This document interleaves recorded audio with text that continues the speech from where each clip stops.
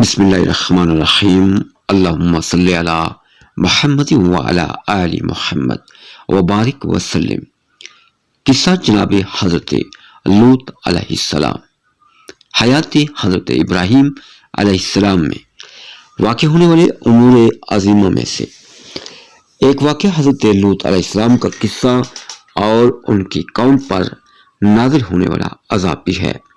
حضرت لوط حضرت ابراہیم کے بھائی حاران بن تارح کے بیٹے تھے، جسے آزر بھی کہتے ہیں کہ حضرت لوط علیہ السلام کے والد حاران ہی شہر حاران کی بنیاد رکھنے والے ہیں، لیکن یہ قول ضعیف ہے کیونکہ اہل کتاب کی روایات سے موافقت نہیں رکھتا۔ حضرت لوط علیہ السلام اپنے چچا حضرت ابراہیم علیہ السلام کی اجازت اور حکم سے سرزمین غور زغر کے ایک شہر سدوم میں جا کر آباد ہو گئے تھے۔ سدوم اس علاقے کا مرکزی شہر تھا، جس کے مضافات میں کئی دوسری بستیاں، چراگاہیں اور چھوٹے چھوٹے شہر بسے ہوئے تھے۔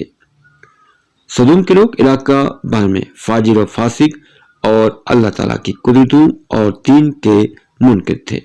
نہ تو ان کے اجتماعی طور طریقے اچھے تھے اور نہ انفرادی کردار بہتر تھے۔ وہ لوگوں کو لوٹتے، سر عام فساد کرتے، لیکن کوئی انہیں روکنے والا نہ ہوتا۔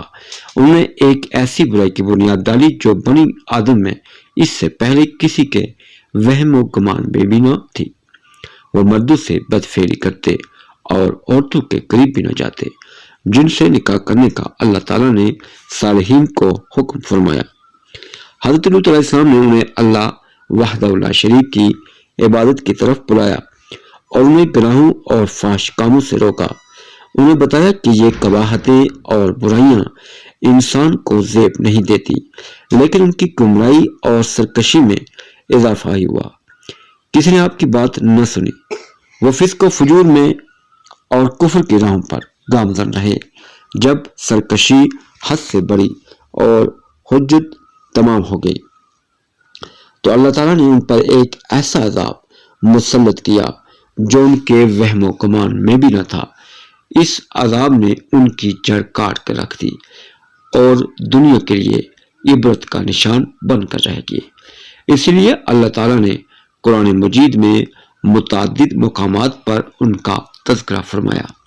اللہ کریم فرماتا ہے، اور بھیجا ہم نے لوط کو جب انہوں نے کہا کہ اپنی قوم سے کیا تم کیا کرتے ہو، ایسی بے حیائی جو تم سے پہلے کسی نے نہیں کی۔ ساری دنیا میں بے شک تم جاتے ہو مردوں کے پاس شہوت رانے کے لیے عورتوں کو چھوڑ کر، بلکہ تم لوگ تو حد سے گزرنے والے ہو۔ اور نہ تھا کوئی جواب ان کی قوم کے پاس سوائے اس کے کہ وہ بولے، باہر نکال دو انہیں اپنی بستی سے، یہ لوگ تو بڑے پاک باز بنتے ہیں۔ پس ہم نے نجات دے دی لوط کو اور ان کے گھر والوں کو، بجز ان کی بیوی کے، وہ ہو گئی پیچھے رہ جانے والوں سے، اور برسایا ہم نے ان پر پتھروں کا مینہ، تو دیکھو کیسا عبرتناک عذاب ہے۔ پھر ایک مقام پر ارشاد فرمایا کہ اور بتائیے انہیں ابراہیم علیہ السلام کے مہمانوں کا قصہ۔ جب وہ آپ کے پاس آئے تو انہوں نے کہا کہ آپ پر سلام ہو۔ آپ نے کہا، اے اجنبیو، ہم تم سے خائف ہیں۔ میں انہوں نے کہا، مت ڈریے، ہم آپ کو مردہ سنانے آئے، ایک صاحب علم بچے کی پیدائش کا۔ آپ نے کہا، تم مجھے اس وقت خوشخبری دینے آئے ہو جب کہ مجھے بڑھاپا لاحق ہو چکا، پس یہ کیسی خوشخبری ہے؟ وہ بولے، ہم نے آپ کو سچی خوشخبری دی، پس نہ ہو جائیے آپ مایوس ہونے والوں میں سے۔ آپ نے فرمایا، کون نا امید ہوتا ہے اپنے رب کی رحمت سے بجز گمراہوں کے؟ آپ نے کہا، اے فسادو، کس اہم کام کے لیے تم آئے ہو؟ انہوں نے کہا کہ ہم بھیجے گئے ہیں ایک مجرم قوم کی طرف، مگر لوط کے گھرانے والے ہم ان سب کو بچا لیں گے بجز اس کی بیوی کے۔ ہم نے بامر رائی یہ طے کیا کہ وہ پیچھے رہ جانے والوں میں سے ہوگی۔ پس جب آئے خاندان لوط کے پاس یہ فرستادے، آپ نے انہیں دیکھ کر کہا، تم تو اجنبی لوگ معلوم ہوتے ہو۔ فرشتوں نے کہا، ہم اجنبی نہیں بلکہ ہم لے آئے ہیں تمہارے پاس وہ چیز جس میں وہ شک کیا کرتے تھے، اور ہم لے آئے آپ کے پاس حق، اور ہم بے شک سچ کر رہے ہیں۔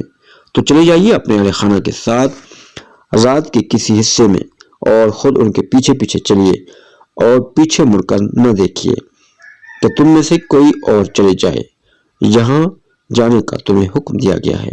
اور ہم نے بذریعہ وحی لوط کو آگاہ کر دیا اس حکم سے کہ یقیناً ان کی جڑ کاٹ دی جائے گی جب وہ صبح کر رہے ہوں گے، اور اتنے میں آ گئے شہر والے خوشیاں مناتے ہوئے۔ آپ نے کہا، ظالموں، یہ تو میرے مہمان ہیں، ان کے بارے میں تو مجھے شرمسار نہ کرو، اور ڈرو اللہ کے غضب سے، اور مجھے رسوا نہ کرو۔ وہ بولے، کیا ہم نے تمہیں منع نہیں کیا تھا کہ دوسروں کے معاملوں میں دخل نہ دیا کرو؟ آپ نے کہا، یہ میری قوم کی بچے ہیں، اگر تم کچھ کرنا چاہتے ہو تو ان سے نکاح کر لو۔ اے محبوب، آپ کی زندگی کے قسم، یہ اپنی طاقت کے نشے میں مست ہیں اور بہکے بہکے پھر رہے ہیں۔ پس آ لیا ان کو ایک سخت کڑک نے جب سورج نکل رہا تھا، پس ہم نے ان کی بستی کو زیر و زبر کر دیا، اور ہم نے برسائے ان پر کنکر کے پتھر۔ بے شک اس واقعے میں عبرت کی نشانیاں ہیں غور و فکر کرنے والوں کے لیے، اور بے شک یہ بستی ایک آباد راستے پر واقع ہے، یقیناً اس میں نشانی ہے اہل ایمان کے لیے۔